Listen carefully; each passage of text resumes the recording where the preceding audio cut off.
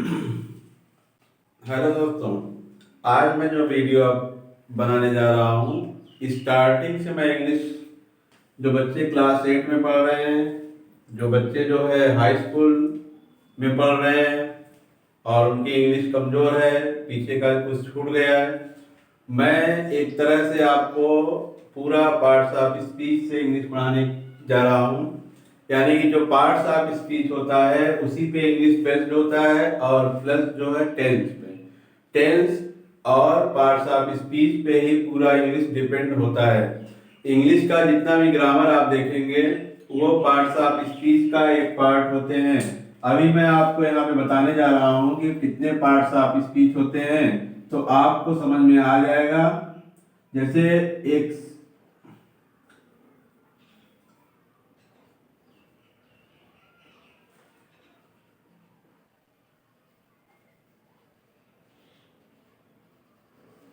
ये लिखा he is a very good boy, he is a very good boy. इसमें आपको अगर पार्ट्स ऑफ स्पीच, अगर आप इंग्लिश पढ़े हैं, आपको इंग्लिश की नॉलेज है, तो आपको ये पता होना चाहिए कि जो जितने भी वर्ड हैं, जितने भी इसमें जो है शब्द आए हुए हैं, वो क्या है, उनकी क्या वैल्यू है और उनको क्या कहते हैं। जैसे इसमें ही आया है तो ही क्या है, इज आया है तो इज क्या है, ए क्या है, वेरी क्या है, गुड क्या है, बॉय क्या है। यानी कि सारी चीजों का नॉलेज हमको होना चाहिए, तभी नॉलेज हमको आ पाएगा जब हम ये पार्ट्स ऑफ स्पीच पूरा पढ़ लेंगे। पूरा पार्ट्स ऑफ स्पीच अगर हम पढ़ लें और अच्छी तरह से पढ़ लें तो हमको ये नॉलेज हो जाएगा कि कौन चीज क्या है। जैसे ये मैंने हाथ में मार्कर पकड़ा हुआ है, तो ये मार्कर क्या है, ये ब्लैक बोर्ड क्या है, वो बल्ब क्या है, ये हाउस क्या है, ये कैमरा क्या है, ये चेयर क्या है। यानी कि सारी चीजों का नॉलेज आपको अगर लेना है और अच्छी इंग्लिश की जानकारी रखनी है तो आप स्टार्टिंग से पार्ट्स ऑफ स्पीच आप पढ़ो और उसके बाद स्टार्टिंग से आप टेंस पढ़ो, सेंटेंस को पूरा पढ़ो। एकदम स्टेप बाय स्टेप आप पढ़ते जाओ और रोज आप जो है कम से कम 10 से 20 वर्ड मीनिंग याद करते जाओ। और ये मेरा दावा है कि 3 महीने के अंदर आपकी इंग्लिश बहुत ही स्ट्रांग हो जाएगी। स्पीकिंग का जो मैटर होता है, लोग कहते हैं कि स्पीकिंग नहीं आ पाती है, तो आपका स्पीकिंग जो है वो थोड़ा सा आपके पास नॉलेज होना चाहिए ग्रामर का, और उसके बाद आपके पास जो है वर्ड पावर होना चाहिए। शब्द कोश आपके पास रहेंगे तभी आप स्पीकिंग कर पाएंगे और तभी आप समझ पाएंगे, नहीं तो बिल्कुल नहीं कर पाएंगे। चाहे जिस कोचिंग संस्थान में आप चले जाइए, कोचिंग संस्थान वाले बहुत सारे जो है लुभावने वादे करते हैं कि हमारे यहाँ 45 दिन में आप सीख सकते हैं, हमारे यहाँ 30 दिन में सीख सकते हैं, हमारे यहाँ 60 दिन में सीख सकते हैं, लेकिन कोई आपको सिखाएगा नहीं। आपको थोड़ा सा आइडिया बताएंगे, लेकिन अगर आपको जो है मीनिंग नहीं आ रही है, वर्ड मीनिंग ही आप नहीं पढ़ पा रहे हैं, तो कोचिंग आपका कोई हेल्प नहीं कर पाएगा वहाँ। इसलिए अगर आप चाहें तो घर बैठे ही बहुत आसानी से इंग्लिश बोल भी सकते हैं और इंग्लिश लिख भी सकते हैं और समझ भी सकते हैं। लेकिन उसके लिए आप बेसिक से आपको पढ़ना होगा। जैसे मैं यहाँ पे बता रहा हूँ, ये नाउन है। नाउन क्या होता है, हिंदी में भी आपने पढ़ा होगा। संज्ञा, सर्वनाम और क्रिया, कर्म, ये सब आप पढ़े होंगे। उसी तरह से इंग्लिश में आपको पढ़ना है। तो इंग्लिश में आप देखिए, नाउन है, प्रोनाउन है, वर्ब है, एडजेक्टिव, एडवर्ब, प्रीपोजिशन, कंजक्शन और इंटरजेक्शन, ये 8 पार्ट्स ऑफ स्पीच है। इनको आप बहुत अच्छे से पढ़ेंगे तो नाउन के कितने पार्ट होते हैं, प्रोनाउन के कितने होते हैं, ये सारी पार्ट को भी पढ़ना पड़ेगा। जैसे नाउन पांच प्रकार का होता है, 5 वो भी पढ़ना होगा। प्रोनाउन आपका 7 प्रकार का जो होता है, वर्ब आपका कितने प्रकार का होता है, एडजेक्टिव, सारी चीजें आप जब पूरा पढ़ लेंगे तो आपका बहुत बढ़िया नॉलेज बढ़ जाएगा। अब जैसे मैंने ये सेंटेंस लिखा हुआ है, he is a very good boy, तो ही इसमें क्या है, ये आपको नॉलेज तभी हो पाएगा जब आप ग्रामर ठीक से पढ़े रहेंगे और प्लस आप जो है पार्ट्स ऑफ स्पीच, ये आपका प्रोनाउन है, ठीक है ना, ये आपका प्रोनाउन है। इज क्या है, वर्ब है। ए क्या है? आर्टिकल है। वेरी क्या है? एडजेक्टिव है, अरे एडवर्ब है। और गुड क्या है? एडजेक्टिव है। और बॉय क्या है? आपका नाउन है। ये आप देख सकते हैं। तो ये आपने देखा, मोटे मोटे तौर पे आपने देख लिया कि ही जो है प्रोनाउन है, ठीक। इज जो है वर्ब है, ए आर्टिकल है, वेरी एडवर्ब है, और गुड आपका एडजेक्टिव है, और बॉय आपका नाउन है।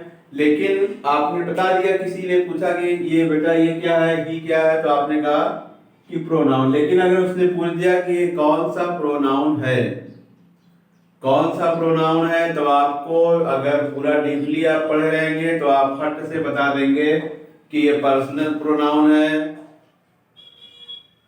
उसके बाद अगर आपसे पूछ दिया कि इज कौन सा वर्ब है, तो आप क्या करेंगे?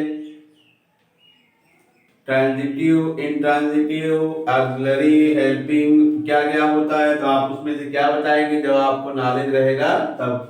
आर्टिकल भी 3 प्रकार के होते हैं, तो आप कौन सा आर्टिकल यहाँ पे लगाओगे, तो आर्टिकल का नॉलेज भी आपके पास होना चाहिए। वे यहाँ पे एडवर्ब है वेरी, इसको भी आपको आइडेंटिफाई करना होगा। गुड है एडजेक्टिव, कौन सा एडजेक्टिव है, क्वालिटी है, क्वांटिटी है, क्या है, बॉय नाउन है, कौन सा नाउन है, पर्सनल प्रोनाउन है या एब्स्ट्रैक्ट प्रोनाउन, एब्स्ट्रैक्ट नाउन है, मटेरियल नाउन है, क्या है। ये पूरा नॉलेज आपको तभी होगा जब आप इसको पूरा पढ़ेंगे। जब पूरा आप पढ़ेंगे तो आपको आसानी से ये आ जाएगा, तो बहुत अच्छी तरह से आपको समझ में भी आ जाएगा। अब जैसे मैंने पहले यहाँ लिखा हुआ है नाउन, नाउन का ये डिफिनेशन मैंने लिखा हुआ है। Noun is the name of person, place और थिंग्स।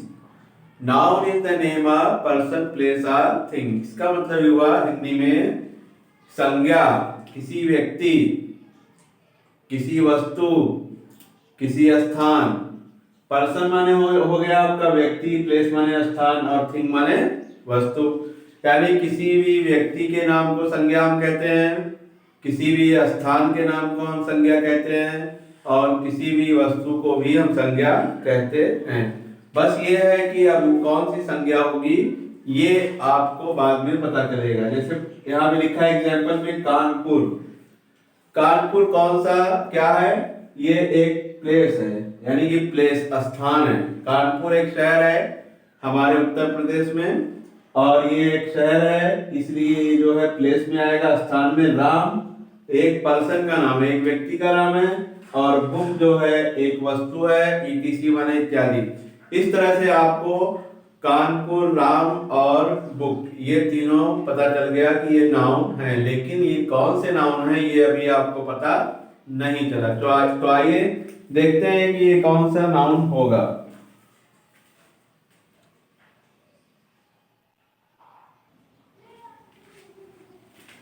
आप यहाँ देख रहे हैं कि काइंड्स ऑफ नाउन, नाउन के कितने प्रकार होते हैं। मैं बहुत ही स्टार्टिंग से आपको पढ़ाने की कोशिश कर रहा हूँ। आप लोग अगर चाहेंगे, जो मेरा वीडियो देख रहे हैं, अगर वो चाहें तो इंग्लिश को यहाँ से बहुत आसानी से पार्ट्स ऑफ स्पीच को आप सीख सकते हैं। उसके बाद फिर मैं टेंस और सेंटेंसेस पढ़ा दूंगा, और आपका पूरा ट्रांसलेशन का कोर्स उसी में कंप्लीट हो जाएगा। तो आप ये देखिए कि kinds of noun, kinds of noun में जो है नाउन के कितने प्रकार हैं, कौन से प्रकार हैं, उनकी क्या नाम है, और इंग्लिश और हिंदी दोनों में मैं इसको आपको बताता रहूंगा। तो प्रॉपर नाउन पहला आपका, प्रॉपर नाउन का मतलब होता है व्यक्तिवाचक संज्ञा। व्यक्तिवाचक, वाचक माने बताने वाला, संज्ञा का मतलब होता है कोई भी वस्तु, प्लेस या स्थान या कोई भी। कॉमन नाउन आपका दूसरा है, कॉमन नाउन जातिवाचक संज्ञा जिसको बोलते हैं हिंदी में जाति। यहाँ पे जाति से जाति किसी धर्म से नहीं लेना है, किसी जात से नहीं लेना, बल्कि समूह में अगर कोई चीज हम रख दिए हैं तो उसको हमको उसके जाति से पहचानना है। जैसे हमने किताब रख दिया, ठीक है, हमने वहां चौक रख दिया, एक आदमी भी बैठा दिया, कोई शहर का नाम लिख कर हमने रख दिया, तो उसमें से आपको फाइंड आउट करके उठाना है कि इसमें जातिवाचक संज्ञा कौन है। तो अभी जब हम इसको पढ़ाने लगेंगे, एक एक करके पढ़ाएंगे तो ये क्लियर होता चला जाएगा। एब्स्ट्रैक्ट नाउन क्या होता है? भाववाचक, जो किसी की भावनाओं को बताए, भाव का को बताए, किसी की एबिलिटी डिसएबिलिटी को बताए, इनएबिलिटी को बताए, तो वो आपका भाववाचक संज्ञा होगा। रंग रूप एक तरह से एडजेक्टिव का रूप होता है ये। कलेक्टिव नाउन समूहवाचक संज्ञा, समूहवाचक संज्ञा जैसा नाम से मशहूर लग रहा है कि कलेक्ट, जहाँ पे किसी भी वस्तु किसी भी चीज का समूह बना हो, बहुत अधिक लोगों की संख्या में हो, तो वहां पे समूहवाचक संज्ञा होगा। मटेरियल नाउन पदार्थवाचक संज्ञा, मटेरियल नाउन पदार्थवाचक संज्ञा यहाँ पे होगा। पदार्थ आप जानते हैं चाक होता है, ठोस पदार्थ होता है, द्रव पदार्थ होता है और गैस पदार्थ होता है। तो उसी तरह से आप इसको फाइंड आउट कर सकते हैं कि कौन सा कौन पदार्थ होगा। ये आपका हो गया सब। अब आप इसको पढ़ना चाहें तो आसानी से पहले से आप स्टार्टिंग कर सकते हैं। इंग्लिश में ये आपको पढ़ना बहुत जरूरी है, उसके बाद तभी आपकी इंग्लिश अच्छी हो सकती है। इसमें आपको जो है पहला है प्रॉपर नाउन। प्रॉपर नाउन में आप क्या रहेगा?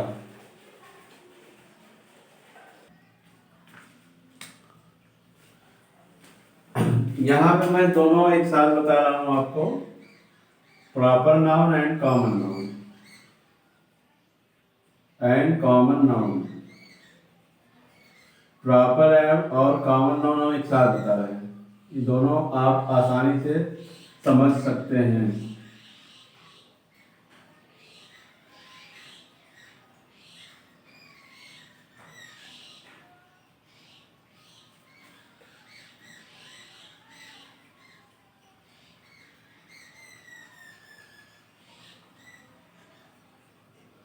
प्रॉपर और कॉमन, जैसे अगर कहा जाए मैन, मैन अगर कहा जाए तो मैन कहा जाएगा तो मैन में बहुत सारे आदमी आ जाएंगे मैन, ठीक है।